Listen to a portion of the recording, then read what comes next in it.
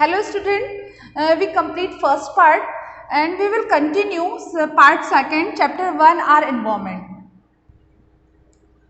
Uh, in this second part we read about atmosphere, a thin layer of air and envelops the earth. This layer of air is called the atmosphere. देखिए जो atmosphere होता है वह हमारी पृथ्वी के लिए एक एनवलप का काम करता है. It is this is layer of air is called the atmosphere. Air की एक लेयर होती है, it is called atmosphere. It is held close to the earth by the force of gravity. और यह अर्थ के काफ़ी क्लोज होती है by the force of gravity. और किसके कारण यह करीब होती है? फोर्स ऑफ ग्रेविटी, गुरुत्वाकर्षण बल के कारण यह अर्थ के काफ़ी करीब होती है. The atmosphere contains many gases like oxygen, nitrogen and carbon dioxide. और जो एटमोस्फियर है उसमें बहुत सारी गैसेस होती है जैसे कि oxygen, nitrogen, carbon dioxide. It also contains dust and water vapours. और गैसों के साथ एटमोस्फियर में dust particles and water vapour भी प्रेजेंट होते हैं. Nitrogen is the most abundant gas constituting 78% of the atmosphere.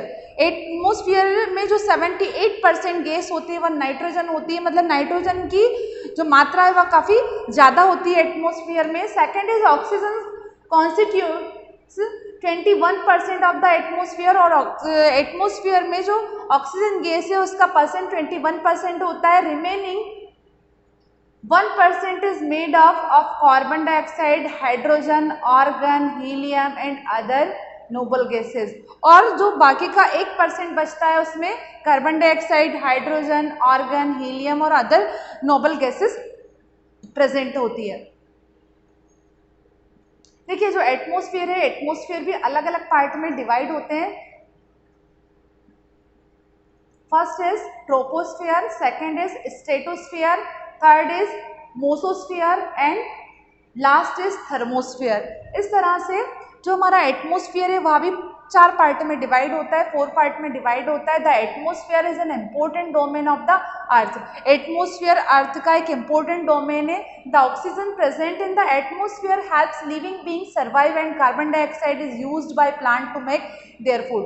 Atmosphere में जो ऑक्सीजन प्रेजेंट होती है उसी के कारण हम ब्रीथ ले पाते हैं, सांस ले पाते हैं. और जो कार्बन डाइऑक्साइड प्रेजेंट होती है उसी के कारण जो हमारे प्लांट्स हैं वो अपना फूड प्रिपेयर करते हैं presence of carbon dioxide. The atmosphere blocks the harmful rays of the sun. जैसा कि मैंने आपको पहले भी बताया था कि जो एटमोस्फियर है वो क्या कर देती है? ब्लॉक कर देती है सन के द्वारा जो अल्ट्रावायलेट या हार्मफुल रेज जो आती है उन्हें ब्लॉक कर देती है और हमारे लिए एक ब्लैंकेट का वर्क करती है और उन हार्मफुल रेज को हमारे तक नहीं पहुंचने देती. From reaching the earth surface. It also control climatic condition and change in season. और यह क्या करती है? क्लाइमेटिकल कंडीशंस को कंट्रोल करती है और इसी की वजह से सीजन चेंजिंग होती है. Now we read about biosphere. अब हम बायोस्फीयर के बारे में पढ़ेंगे. A narrow zone on earth where the lithosphere, hydrosphere and atmosphere meet is called the biosphere. एक नेरो जोन मतलब बहुत ही संकीर्ण जोन जहाँ पर कौन कौन मिलते हैं? लिथोस्फीयर, हाइड्रोस्फीयर एंड एटमोस्फीयर मिलते हैं. उस पॉइंट को क्या कहते हैं? बायोस्फीयर. उस पॉइंट को बायोस्फीयर कहते हैं. It is also called the living world and consist of plant and animal kingdom. It is the zone where all living beings interact with each other to support life on the earth. यह वह domain होता है जहाँ पर plants kingdom, animal kingdom और जितने भी living beings हैं वो अपने आप को सर्वाइव करते हैं और एक दूसरे को सपोर्ट करते हैं. The biosphere consist of living beings ranging from microscope organism to whose trees, animals and humans.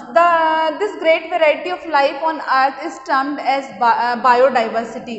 देखिए पृथ्वी पर जो अलग अलग तरह की स्पीसीज होती है, चाहे वो एनिमल्स की हो, चाहे वो प्लांट्स की हो, चाहे वो एक्वेटिक एनिमल्स की हो, ह्यूमन बींग्स की हो, यह सब मिलकर क्या बनाते हैं? बायोडाइवर्सिटी मतलब जैव विविधता. अलग अलग तरह की स्पीसीज होते हुए भी हम एक ही तरह के एटमोस्फियर में रहते हैं, अर्थ पर रहते हैं. It is called biodiversity.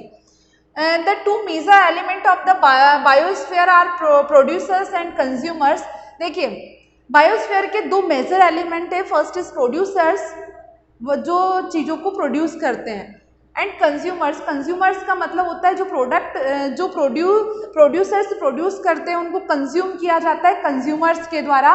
Producers are also called autotrophs, producers को ऑटोट्रॉप्स भी कहते हैं. They are capable of producing food, ये कैपेबल होते हैं प्रोड्यूसिंग फूड, फूड को प्रोड्यूस करने में फ्रॉम द एनवायरमेंट, एनवायरमेंट से फूड को प्रोड्यूस करते हैं. Most plant are autotrophs, consumer are also called heterotrophs. They can not produce their food directly from the environment. All animals are heterotrophs.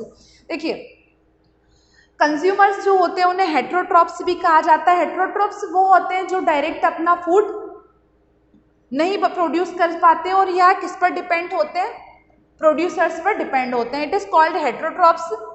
Now we read about ecosystem. What is the ecosystem? The biosphere is divided into plant kingdom and animal kingdom. जो हमारा biosphere है उसे दो part में divide किया गया है, plant kingdom और एनिमल किंगडम में. These two kingdoms are interdependent and are called dependent on the physical environment for survival. तो हम कह सकते हैं कि हमारा जो ये टू किंगडम्स है या अपने आप को सर्वाइव करने के लिए, अपने आप को जीवित रखने के लिए इंटरडिपेंडेंट होते हैं, एक दूसरे पर डिपेंड होते हैं. The biosphere is made up of separate zones in which each zone has its own physical features. जो बायोस्फीयर है वह अपने सेपरेट जोन्स बनाते हैं और which each zone has its own physical features. और इन जो ये ईच जोन होते हैं, सेपरेट जोन होते हैं, इनकी खुद की अपनी एक फिजिकल फीचर होती है. This is called an ecosystem. इसे ही इकोसिस्टम कहते हैं. In short we can say that कि जो कंज्यूमर और प्रोड्यूसर है इन दोनों, यह दोनों एक दूसरे पर डिपेंड होते हैं और यही जो डिपेंडेंसी होती है इट इज कॉल्ड इकोसिस्टम. इसको ही इकोसिस्टम कहा जाता है. Element of the ecosystem interact with each other. All the biotic components are dependent on each other and also interact with the abiotic components. For example in a small pond all the living organism like plants, insects and fish dependent on each other and also on their physical environment like water and sunlight. देखिए हम example के रूप में समझ सकते हैं कि एक स्मॉल पॉन्ड है, उसमें लिविंग ऑर्गेनिज्म है जैसे कि प्लांट्स हैं, एक्वेटिक प्लांट्स हैं, इंसेक्ट्स हैं, फिश हैं, डिपेंड ऑन ईच अदर. यह क्या है, एक दूसरे पर डिपेंडेंट है.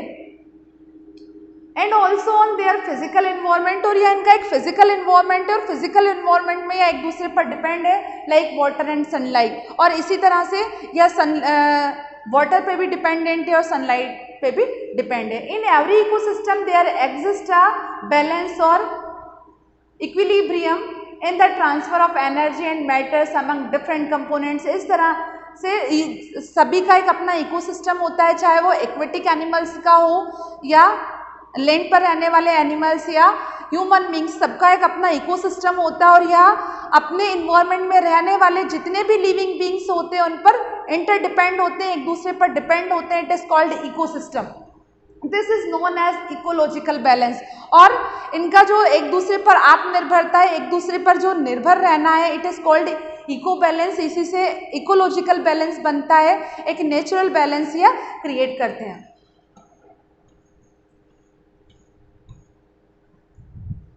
Human beings are an important component of the environment. Human beings भी इन्वायरमेंट का एक इम्पोर्टेंट कंपोनेंट है. They adopt themselves to environment and their actions also here an influence on their surroundings.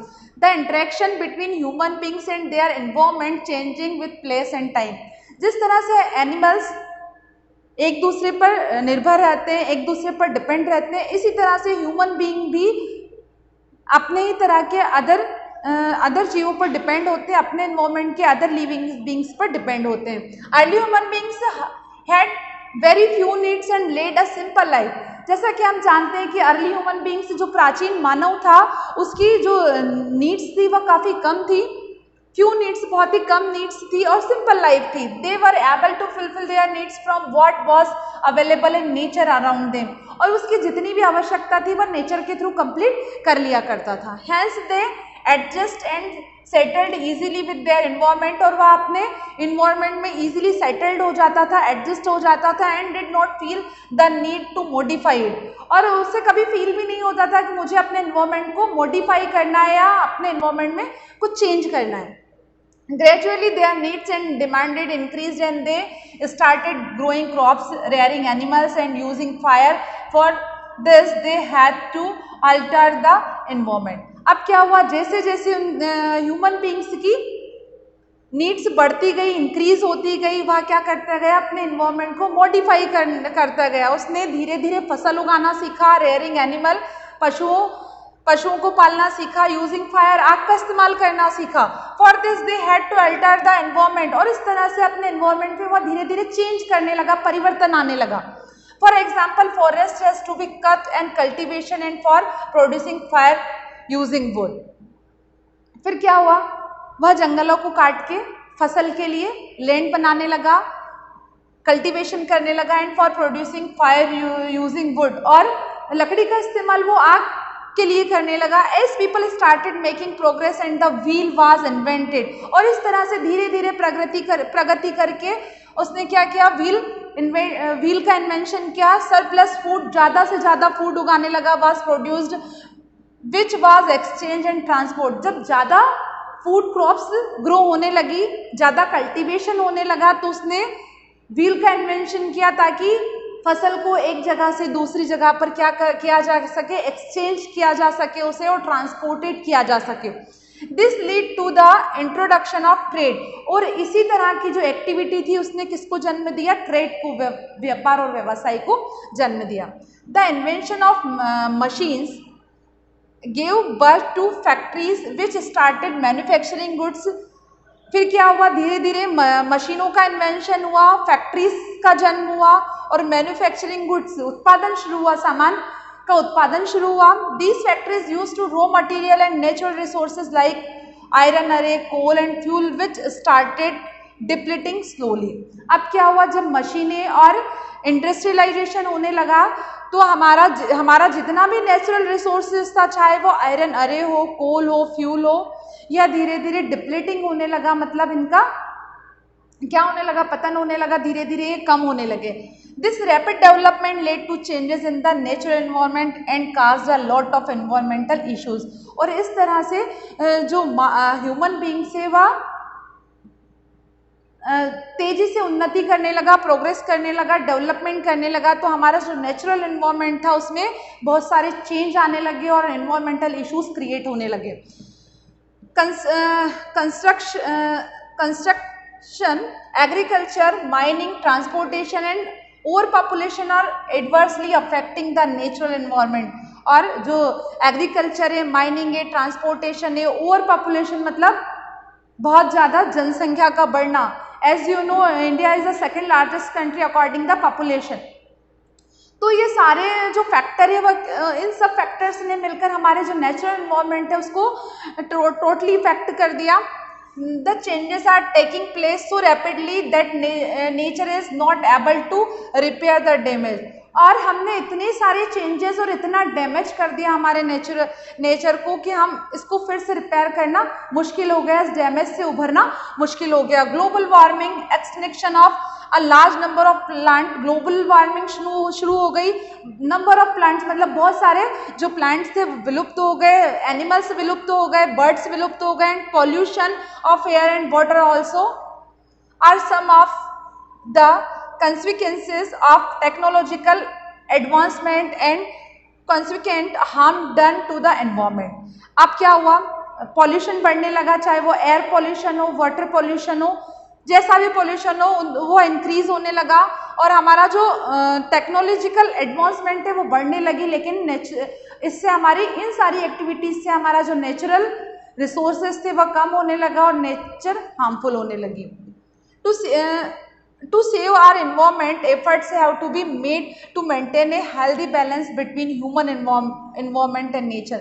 लेकिन अब हमें सोचना होगा हमारा जो नेचुरल एनवायरनमेंट है उसमें हम किस तरह से बैलेंस ला सके और किस तरह से हम अपनी इन एक्टिविटीज़ को कम करके जो नेचुरल बैलेंस है उसे बनाए रखें ताकि हमें एक हेल्दी एटमॉस्फेयर मिल सके और सारे लिविंग बींग्स अच्छे से रह सके। In this chapter we read about our environment. हमने एनवायरमेंट में जितने भी डोमेन्स आते थे उनके बारे में पढ़ा और किस तरह से हमारा एनवायरमेंट अब चेंज हो रहा है, इन सब चीज़ों को हमने इस चैप्टर में स्टडी किया। So thank you, have a nice day.